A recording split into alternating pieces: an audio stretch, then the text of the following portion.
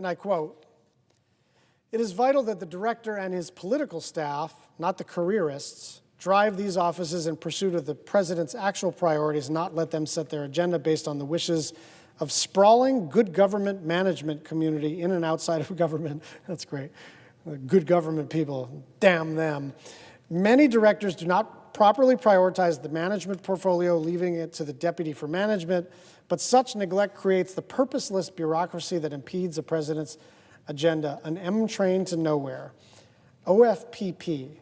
This office plays a critical role in leading the development of new policies and regulations concerning federal contracting and procurement through the Federal Acquisition Regulatory Council, which is generally chaired by OFPP administrator. OFPP helps the director to set a wide range of policies for all of those who contract with the executive branch. In the past, those government-wide contracting rules have played a key role in helping to implement the president's policy agenda. This office should be engaged early and often in OMB's effort to drive policy, including by obtaining transparency about entities that are awarded federal contracts and grants by using government contracts to push back against woke policies in corporate America. You can see how it sort of sounds fine, and then suddenly they're like, whoa, push back against woke policies in corporate America. Like, what the hell's that got to do with anything? And I don't even know how the Office of Management and Budget is supposed to, what do you care if Coca-Cola is I don't know, pro-queer or something, or Pepsi, or I don't know, some, whatever, who cares? NBC Universal is wants climate action. Is that important for the federal government to have one opinion or the other about? And is it proper for the Office of Management and Budget in the executive office of the president to use the fiscal authority of the United States of America? And remember that this guy has this theory that he's the king's hand. He represents what the president thinks in all manners, right? And I remember, I've been a lieutenant governor, and I remember my governor, a very good friend of mine still, used to say, not for everything, by the way, but only on specific things. We'd be in a meeting, he says, he has all my authority on this. It was very generous of him. He delegated that specific authority to the lieutenant governor, and then I could represent him. What this guy's saying is the OMB director represents the president of the United States in all matters, and is going to use that to push back against woke policies in corporate America. That is not a proper use of presidential power. It is not a proper view of presidential power, right? First of all, the OMB director does not represent the president in all things. That's preposterous. That's a guy who's writing this who's going, I'm going to be OMB director, I might as well represent to the world that I'm all-powerful, right? But also, what the hell's that got to do with anything? And so you see these guys have a very specific view of the world, and it's not just I think the government should work this way or that way. They view this as a real war. And that's what, to me, is so kind of jarring, because as I talk to Republican colleagues, some of them probably see me as the enemy. But most of them don't. Most of them just think I've got bad ideas, I think they've got bad ideas. But these people have a very different view of the American system of government and what's happening societally. And it's dressed up with a lot of overeducated white shoe law firm language. But they really view the left as like an enemy. Not as just fellow Americans with bad ideas, but the enemy. And they are going to utilize the power of the federal government to go after whatever they think is woke, right? And we saw it last week. We saw it last week, and it was so damn sad. The hardest thing to do and the easiest thing to do, in a certain sense, is when you're a public leader and something tragic happens. Hardest thing to do is to summon the strength to be kind and inspirational and convey your sense of sorrow without looking so broken up that you don't lift people up, right? So that's kind of hard. But it's also the easiest thing to do because all you have to do is be gracious. All you have to do is care about people. And the President of the United States is asked, are you going to visit the crash site? He goes, what do you want me to go swimming? Oh, do you want me to go swimming? And to blame like a really horrific plane crash. I was right here on the Senate floor giving remarks when I started to learn what happened, and the Republican cloakroom, the nonpartisan staff, everybody was just totally wrecked. And the President of the United States like blamed wokeness or DEI, diversity. I want everybody to understand what's going on here. They dress it up a bit, but they think that's the problem. They think that's the problem. They think that there are a bunch of people walking around like me or whatever going like woke, woke, woke, woke. I just want things to work well. I just want people to have opportunities. I want when a disaster hits for a community to be as prepared as possible. I want when a disaster hits for FEMA to be on the scene. I want our roads and highways to work properly. I want a strong defense. I want, to the extent that China is engaging in the Belt and Road Initiative, and everybody in the United States Senate talks about, wow, China is so smart. They have this Belt and Road Initiative, they're doing all this economic partnerships, and they're winning friends all over the world. We should do something like that. We are doing something like that. It's called the United States Agency for Development. It's USAID, we have it. Maybe you think it's not working well, fine, let's work on it. But we're like marveling at this thing that we already invented, that we already have, that we already do. And so I just want us all to take a breath and understand that this is either in the mainstream or it's not. This is either what we're doing or it's not. And we have a vote coming up on Wednesday and probably Thursday on Mr. Russ Vought. And I've never met him. I don't think I've ever met him. I knew his deputy. I actually got along with his deputy. He's clearly smart. He clearly has a point of view. But I mean, he's the Project 2025 guy. And like, that's no longer in dispute. And my main point tonight is for everybody to get it through their heads. We are no longer arguing about whether they're doing Project 2025. They're doing it.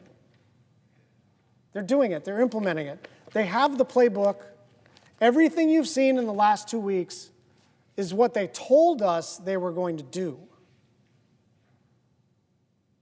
And this is not just to establish an I told you so. It's very unsatisfying in politics to do I told you so. Nobody likes it. Nobody likes it. It is to ask the public, is this what you thought you were getting? Maybe you thought you were getting a disruptor. Maybe you just wanted to poke, the Democratic Party in the eye because you were pissed off about, I don't know what, the price of something or Gaza or whatever. Look, people vote for you or against you for their own reasons, not yours. And so I respect the voters for electing this man. I just don't think the voters, even the ones who elected this man, had any idea that this thing was going to be implemented, and implemented so aggressively and so unlawfully. You've got places all around the country that codified a woman's right to choose and voted for Donald Trump. You've got places in this country that legalized medical cannabis or cannabis generally and then voted for Donald Trump. You've got places that voted to increase the minimum wage and voted for Donald Trump. So people voted for Donald Trump not because of these policies. They voted for Donald Trump because they didn't think he was going to do it. Honestly, I know people, look, in the first Trump round, I didn't have very many buddies that voted for Trump. This last round, I had a few. I didn't even ask because it would have been a little bit of a strain on our fantasy football relationships and our text strings and all the rest of it. But I could tell. And it's because they didn't think he was going to do any of these things. And I just want everybody to understand he's doing them all. and he's doing them rapidly, and he's doing at least some of them illegally. And so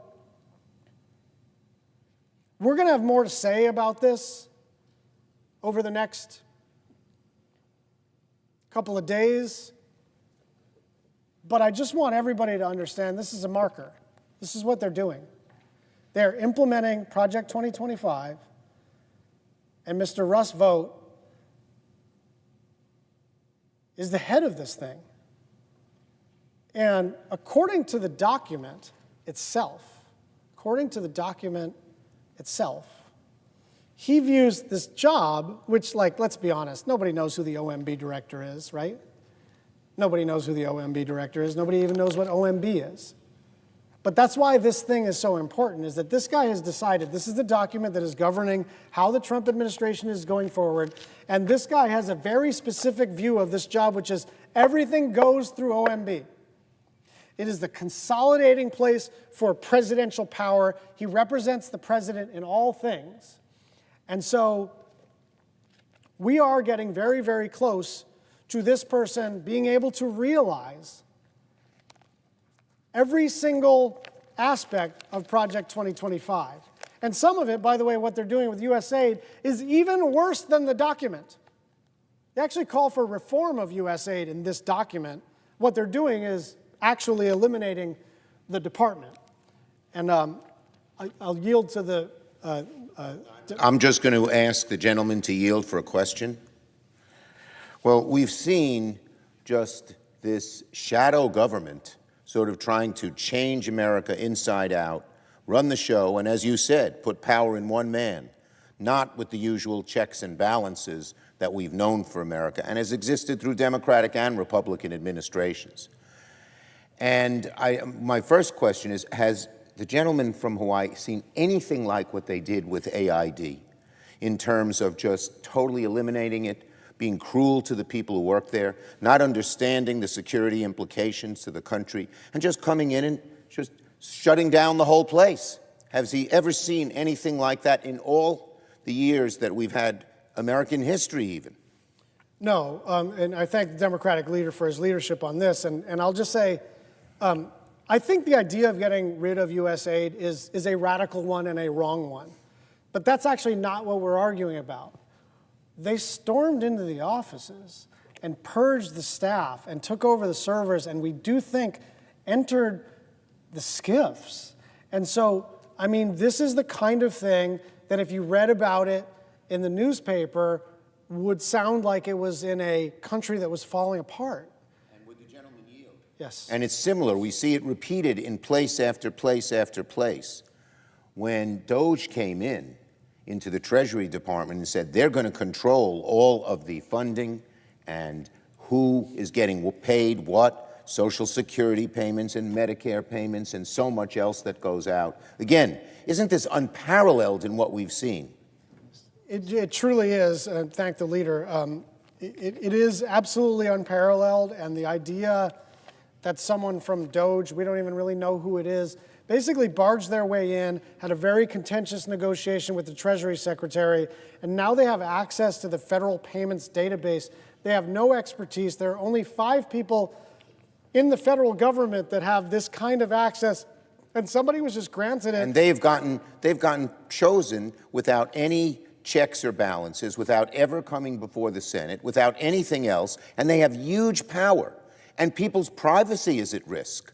But also, we don't even know if they've made protections so that China or Russia or some other country could look at all this information and use it. And then the next step could well be even worse. They could just decide, I'll cut this, I'll cut that, I'll cut this.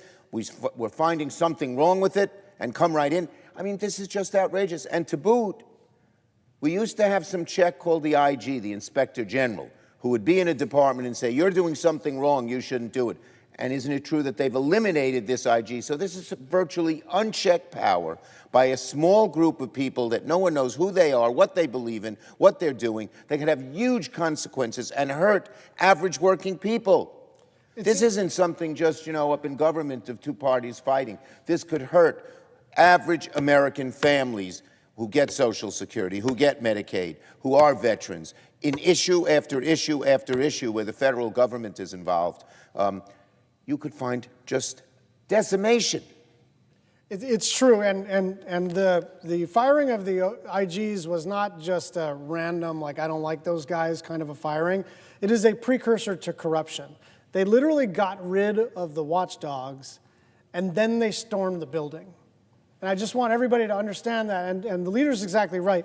It's OMB and it's IG, and so like a lot of people out there in the public are like, I can't sort out of this. Think of it this way. They got rid of the watchdogs, and then they stormed the building and took control of the servers and the data. If you're a member, for instance, would the gentleman continue to yield, say a group that gets veterans health care, and all of a sudden they said, the money's not being spent right, we're cutting it off. You almost have no recourse unless we get rid of this. And as I may have mentioned to my friend from Hawaii, the leader in the House, Hakeem Jeffries, and I will be introducing legislation to undo this, and we are going to fight like the devil to get this done, because this is just a crisis from one end of America to the other.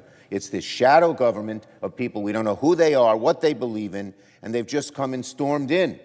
It is outrageous and dangerous. And would the gentleman agree with those two assessments? Yes, absolutely, and I think that that's one of the things that everyone's got to wrap their mind around is you might have voted for Donald Trump for whatever set of reasons, but I don't think you signed up for a bunch. It's not just that billionaires are influencing the government. That would be one thing, but it wouldn't be that unusual.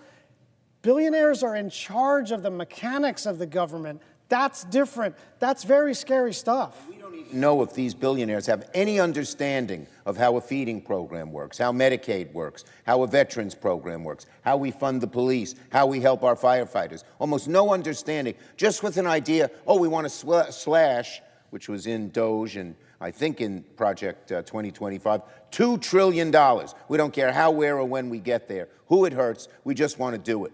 Because very wealthy people don't want to pay taxes, and so they just want to cut spending. But the spending is not just wasteful spending, it's things that help American families day in, day out. One of their other proposals, I love this one, privatize Fannie and Freddie. They're the people that give lower mortgage, because there's a government guarantee, there's a lower mortgage rate. So many younger families really want to buy a home. They can't, because it's expensive. This will make it even more expensive. You go issue after issue after issue in Project 2025, and then you look at the power these 5 unknown people will have over the entire budget, many of them trying to implement 2025, and this is the way they do it, and it's frightening. It's really frightening, and I think about last week when before the federal funding freeze was deemed unlawful and suspended. You know, people couldn't get their VA home loans, and we've all had like that moment where you're like, okay, it's closing day, and the VA home loan office was not available for you to execute on your loan to get your house. The Medicaid portal was shut down. People who desperately needed Medicaid and need to get some information and get some help were told, go home. Now they put it back up, but who knows when they'll shut it down again. Yeah. Look, I think our job over the next couple of days, and the leader has been very strong on this, is to point out that, look, I've never seen a floor fight over the OMB director. And there's a reason for that, is because that's usually some nonpartisan job, and they might have, you know, they're important, and you want them to be good at it. But this guy views OMB as a consolidated locus of power on behalf of the president to fight woke or whatever.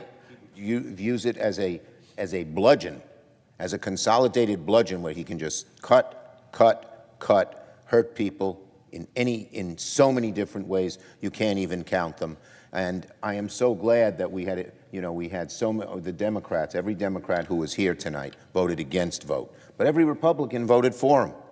And people have to realize that they're voting for the guy who said what he would do in Project 2025, heard all of your constituents, if you're in a red state, blue state, purple state, and they're going along with it. It's amazing. So I really thank my colleague for all the good work and the speech and the talk he's given here. And I wanted to come out and lend some support, say right on, and we're going to keep fighting.